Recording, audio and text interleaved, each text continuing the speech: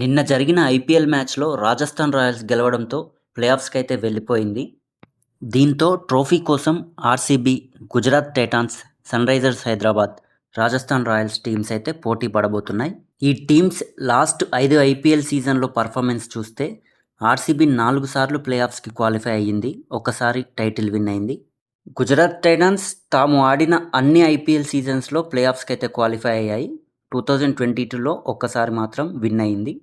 SRH last 5 సీజన్లలో 3 సార్లు ప్లేఆఫ్స్‌కి qualify అయింది. 2024లో మాత్రం రన్నరప్‌గా నిలిచింది. రాజస్థాన్ రాయల్స్ లాస్ట్ 5 సీజన్లలో 4 సార్లు ప్లేఆఫ్స్‌కి అయితే క్వాలిఫై అయ్యింది.